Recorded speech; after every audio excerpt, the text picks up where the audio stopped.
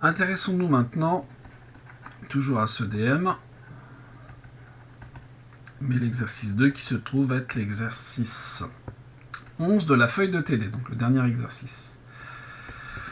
Donc, vous avez P un nombre de l'ensemble de l'intervalle 0,1, Q égale 1 moins P, notation traditionnelle, N un entier non nul. On considère N joueurs, ok, qui visent une cible. Chaque joueur fait 2 tirs. À chaque tir, chaque joueur a la probabilité P d'atteindre la cible. On suppose que les tirs sont indépendants. Et on note X, la variable aléatoire, égale au nombre de joueurs ayant atteint la cible au premier tir. Z, la variable aléatoire, égale au nombre de joueurs ayant atteint la cible au moins une fois parmi les 2 tirs. La première question, c'est de déterminer la loi de X et de rappeler son espérance et sa variance. Donc, alors, juste une petite remarque sur l'intitulé de la question.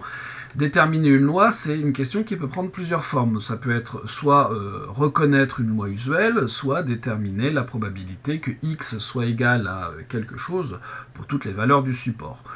Soit, éventuellement, dans certains cas, donner la loi sous forme de tableau si vous n'avez pas beaucoup de valeurs, ce qui peut arriver, peu fréquemment, mais ça peut arriver quand même. Par contre, la deuxième partie de la question, rappeler son espérance et sa variance, et si c'est rappeler, ça veut dire que vous êtes censé la connaître. Et donc, si vous êtes censé connaître l'espérance et la variance, c'est évidemment qu'il s'agit d'une loi usuelle. Bon. Cela étant dit, de quoi s'agit-il ? Eh bien, vous avez des joueurs qui tirent sur une cible. Il peut se passer deux choses, hein. Soit ils réussissent à l'atteindre, soit ils la ratent, et on recommence ça n fois. Donc typiquement, on est dans le cas d'une variable aléatoire qui va suivre une loi binomiale de paramètres n et p, n répétitions, et p étant la probabilité du succès lors d'une de ces tentatives. Donc ici, x, tout simplement, on peut dire compte le nombre de succès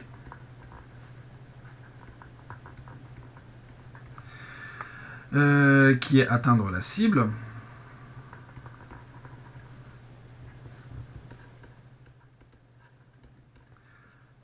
Lors des n répétitions indépendantes.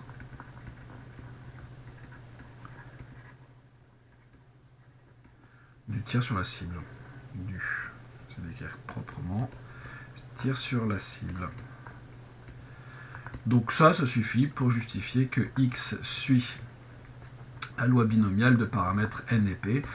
Personnellement, je ne vous en aurais pas voulu si vous m'aviez juste dit x suit la loi BNP sans que ça ne me pose de problème. Quelle est l'espérance d'une variable aléatoire qui suit une loi binomiale? Eh bien, l'espérance, il y en a toujours une, hein, et c'est le produit des deux paramètres n et p. Quelle est la variance d'une variable aléatoire qui suit la loi binomiale? Évidemment, là aussi, vous avez une variance qui est np multiplié par 1 moins p, et avec les notations de l'exercice, npq. Voilà pour la première question. La deuxième question va nous demander un petit peu plus de réflexion. Cette fois, on nous demande de montrer que z suit aussi une loi binomiale, et évidemment d'en donner ses paramètres, mais aussi de donner son espérance et sa variance. Donc une fois qu'on aura prouvé que c'est une loi binomiale, pour l'espérance, il suffira de multiplier les deux paramètres, et pour la variance, on n'aura pas de problème non plus. Maintenant, comment faire? Qu'est-ce que compte cette variable aléatoire z?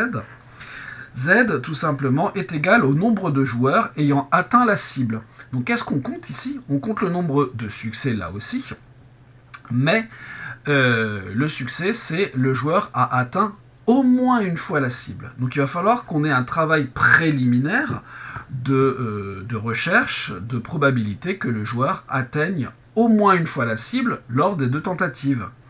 Et pour ça, je vous propose d'appeler deux événements. Donc C1, l'événement, le joueur atteint la cible au lancer 1, donc je vais noter ça L1, hein, comme ça tient sur la ligne. C2, le joueur atteint la cible au lancer numéro 2. Et finalement, atteindre au moins une fois la cible, c'est l'avoir atteinte soit au premier lancer, soit au deuxième lancer. Donc finalement, ce qu'on va calculer, c'est la probabilité de C1 union C2. Comment est-ce qu'on fait pour calculer la probabilité d'une union? Eh bien, on a une formule, la formule du crible de Poincaré, qui nous dit que cette Probabilité, c'est la probabilité de C1 plus la probabilité de C2 moins la probabilité de l'intersection des deux, hein, C1 inter C2.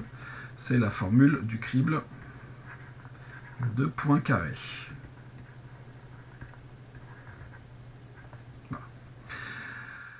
Donc, quelle est la probabilité d'atteindre la cible au premier lancer? Bon, c'est très simple. On nous dit dans l'énoncé que c'est P. Ok. Quelle est la probabilité d'atteindre la cible au deuxième lancer? Eh bien, on nous dit que les lancers sont indépendants les uns des autres. Donc, P aussi pour le deuxième lancer. Moins, je viens de donner, pour trouver cette deuxième valeur de P, quelque chose qui va nous permettre de traiter le cas P de C1 inter C2. On a dit qu'il y avait des lancers indépendants. Donc ici, P de C1 inter C2, ça sera P de C1 multiplié par P de C2, par indépendance des lancers.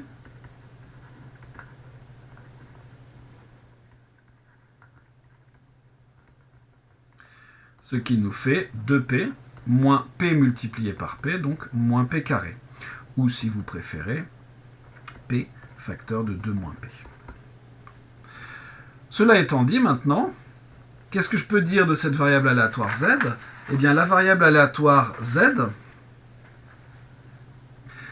compte le nombre de succès. Qu'est-ce que c'est qu'un succès? Eh bien, c'est le joueur considéré atteint au moins une fois la cible, atteint au moins une fois la cible lors de ces deux lancers parmi les n répétitions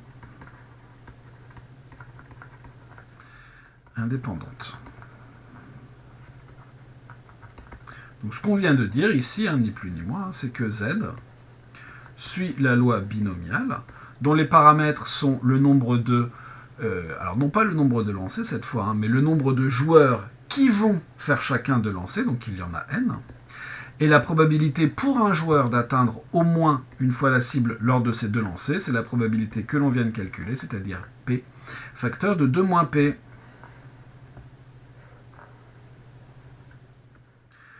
Voilà.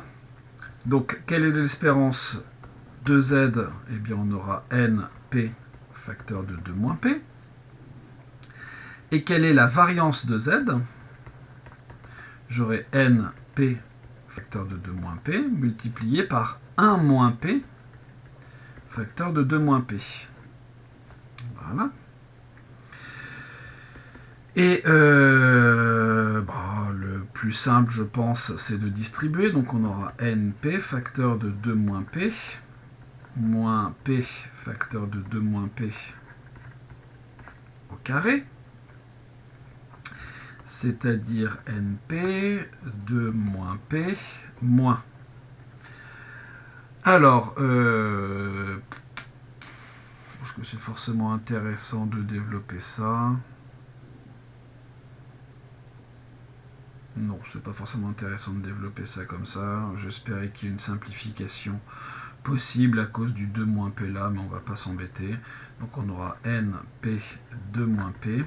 Et là-dedans, donc on aura 1 moins 2P moins P carré. Et ça, je ne pense pas qu'on puisse en faire quelque chose. On nous demandait quoi dans l'énoncé? Juste de rappeler, de donner la variance et l'espérance, on l'a fait.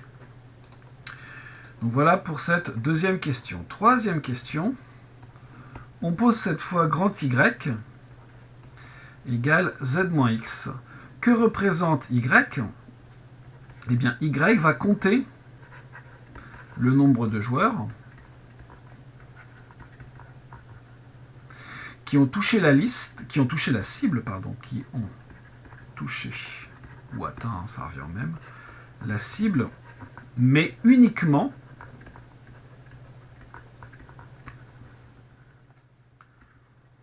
au deuxième lancer.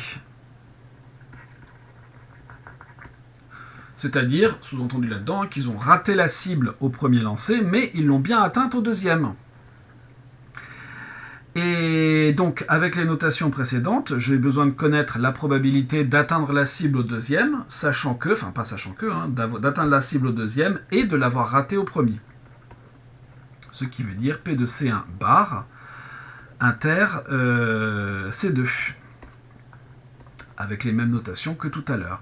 Et bien sûr, par indépendance, ici j'aurai la probabilité de C1 bar multipliée par la probabilité de C2, c'est-à-dire Q multiplié par P, par indépendance.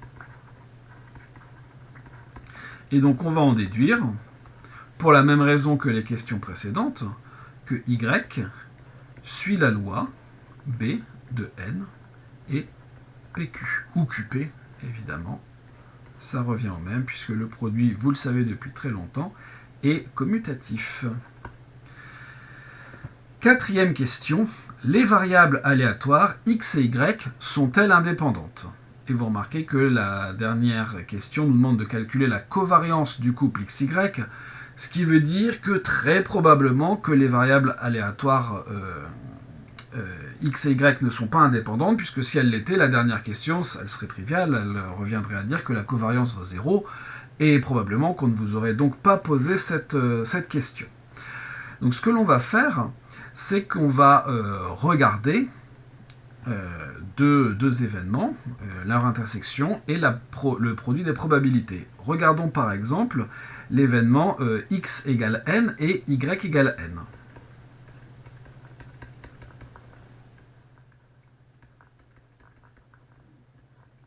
Pourquoi j'ai choisi ça? Parce que ça, qu'est-ce que c'est? Ça veut dire que vous avez n joueurs, donc tous, qui ont atteint la cible au premier tirage, et y égale n, ça veut dire que vous avez n joueurs, donc la totalité, qui ont atteint la cible au deuxième tirage, mais pas au premier. Donc évidemment, les deux événements sont contradictoires, puisque si tous ont atteint la cible au premier, ils ne peuvent pas ne pas l'avoir atteint au premier.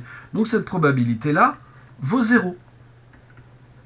Parce que vos deux événements x égale n et y égale n sont incompatibles, de par leur définition même. Maintenant, combien vaut la probabilité que x soit égal à n? Donc x, c'est une variable aléatoire qui suit la loi binomiale de paramètres n et p, si je ne dis pas de bêtises. Donc ici, vous avez n parmi n, p puissance n, et q puissance 0, c'est-à-dire que ça fait exactement p puissance n. Quelle est la probabilité que y soit égal à n? Donc là aussi, nous avons une variable aléatoire qui suit une loi binomiale, mais de paramètres pq. Donc n parmi n, pq puissance n, multiplié par 1 moins pq, le tout à la puissance 0, et donc ça nous fait pq à la puissance n. Bref, vous remarquez assez rapidement que le produit ici des deux ne va pas faire 0, puisque aussi bien P que Q ne peuvent pas être égaux à 0. Or, P puissance n multiplié par PQ, le tout à la puissance n, est différent de 0. 0 qui est la probabilité ici de l'intersection. Donc, les variables aléatoires x et y ne sont pas indépendantes.